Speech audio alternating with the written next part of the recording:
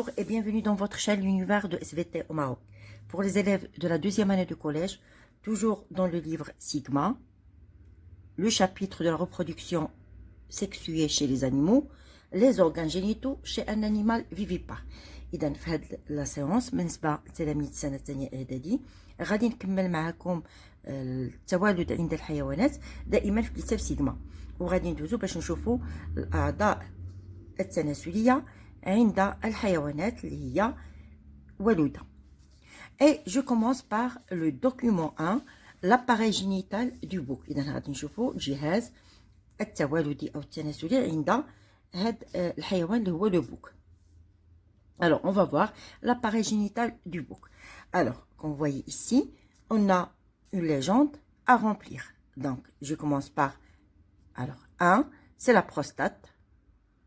2, c'est l'urètre, c'est ce canal qu'on appelle l'urètre. Après, on a le spermioducte. Alors, le spermioducte depuis les testicules jusqu'aux prostates. On l'appelle spermioducte. Mais une fois on dépasse les prostates, on l'appelle l'urètre. Après, ici, on a l'épididyme.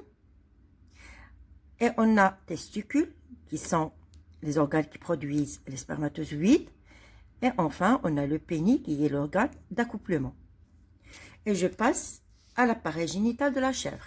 Alors, l'appareil génital de la chèvre, alors tout d'abord, on a le pavillon. Après, on a les ovaires qui sont les deux organes qui produisent les gamètes femelles qui sont les ovules.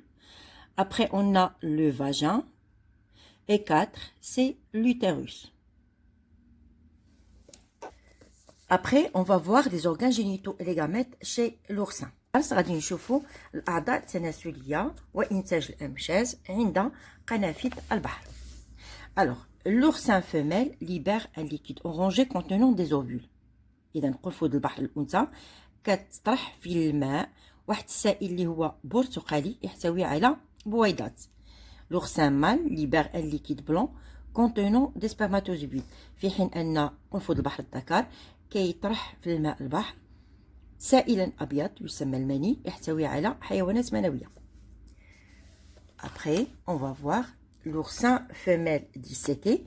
Alors, ici, on voit les organes génitaux chez l'oursin femelle. إذا هنا قلت كنلاحظوا قنفذ البحر الأنثى، إذا عندنا هنا تشريح قنفذ البحر الأنثى وكيبان لنا 5 مبايض.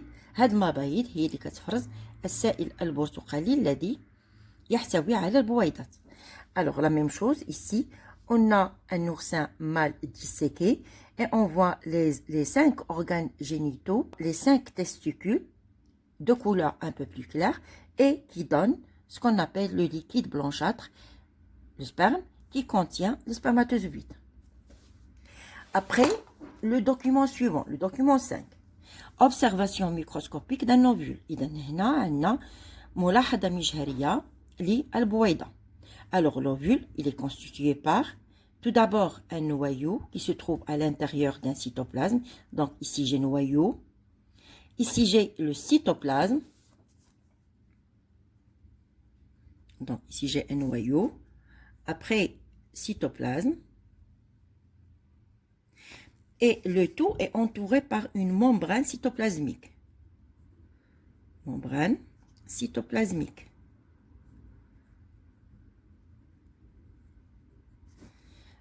Après, on a observation microscopique des spermatozoïdes qui sont de petite taille par rapport à l'ovule et ils sont constitués par 2 parties, la tête et le flagelle. إذا قلت هنايا بالملاحظة المجهرية للحيوانات المنوية كيتبين على أن الحيوانات المنوية هي أصغر قد من البويضة. كذلك في الحيوانات المنوية كنلاحظوا على أنها تتكون من رأس وساق. Le développement chez les animaux, النمو عند الحيوانات. Et l'exercice 1, le document présente les étapes de la croissance chez la grenouille. إذا كما كنلاحظوا هنايا عندنا صور كتمثل لنا مراحل النمو عند الضفدعة. Vous voyez que هاد les photos ne sont pas en ordre chronologique. Donc la première question, il faut classer ces étapes de croissance selon un ordre. Très bien, alors je commence par la première photo, c'est D. Alors tout d'abord, ici on a des ovules qui seront fécondés par les gamètes mâles, libérés par la grenouille mâle. La fécondation, elle se fait dans l'eau, donc c'est une fécondation qui est externe. Donc, à l'intérieur de ces œufs, va se développer un embryon et après éclosion, donc c'est F, et après éclosion, sort un tétard et c'est le document A. Le tétard ressemble plus à un poisson qu'à une grenouille. Il respire grâce à des branchies et il est herbivore. Après, le tétard se métamorphose. Tout d'abord, il y a apparition des membres postérieurs. Alors ici, c'est la photo C. Donc, il y a disparition progressive de la queue, apparition des membres postérieurs, puis apparition des membres antérieurs. Et la queue disparaît. Donc, ici, on observe le développement, ou bien les phases de développement chez la grenouille. Donc, selon l'ordre chronologique, je peux dire que la première étape, c'est D, suivie par F, c'est l'éclosion. A, ce sont les tétards. B, donc, le tétard se métamorphose petit à petit. Suivi par C, déjà, c'est l'apparition des membres postérieurs. Suivi de E, l'apparition des membres antérieurs et postérieurs et la disparition de la queue. La deuxième question, décrire les étapes de croissance de la grenouille.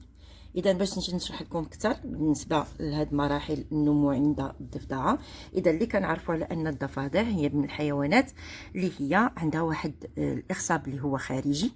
إذا التقاء الأمشاج يتم في وسط العيش، وبالتالي هاد البويضات اللي كتطرحها أنثى الضفدعة أو الضفدعة هي اللي كتخصب من طرف الحيوانات المنوية اللي كيفرزها أيضا الضفدع الذكر في الماء.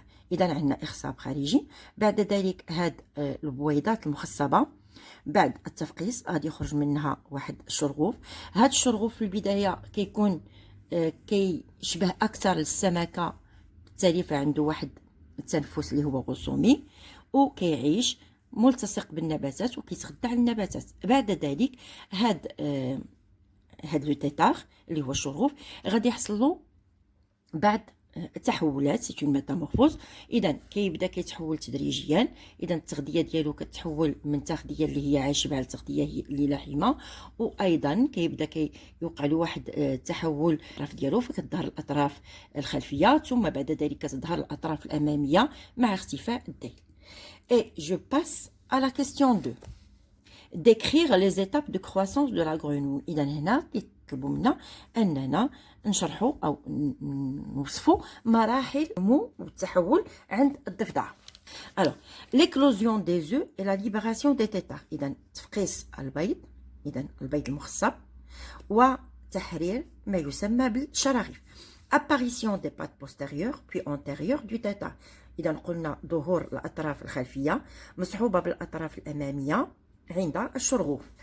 Alors, à 2 semaines, les tétards vivent exclusivement dans l'eau avec respiration bronchiale à l'aide des branchies facilement visibles. إذا خلال واحد الأسبوعين فهاد الشراغيف كتعيش داخل الماء أو في الماء وتتنفس عن طريق التنفس الغلصومي، والغلاسيم ديالها كتكون واضحة. La disparition de la queue et des branchies à l'âge adulte. بعد ذلك اختفاء الذيل وكذلك الغلاسم منين كتقرب هاد الضفدعة توصل الى مرحله ديفلوبمون بروغريسيف دي بومون، والتحول ايضا فهي كيولي عندها واحد التنفس اللي هو تنفس رئوي، لانها كتولي كتعيش في الماء وفي البر ايضا. ومنين كتكون في الماء فكيكون عندها واحد التنفس اللي هو جلدي، ومنين كتكون في الهواء فكيكون عندها واحد التنفس اللي هو رئوي. Alors la troisième question, comme vous voyez, déduire le type de croissance chez la grenouille et justifier la réponse. إذا هنا كيطلبوا منا أننا نشوفوا نوع النمو عند الضفادع ونعللوا الجواب ديالنا. Alors ici il s'agit d'un développement qui est indirect. إذا هنا عندنا واحد النمو اللي هو غير مباشر parce que le tétard subit des métamorphoses avant de devenir adulte. لأن كما كنلاحظوا هنايا فالشرغوف كيتعرض لعدة تحولات لكي يصبح ضفدعة بالغة. إذا كنظن هنا غادي نسالي معكم هاد لا séance. Merci pour votre attention et à la séance prochaine.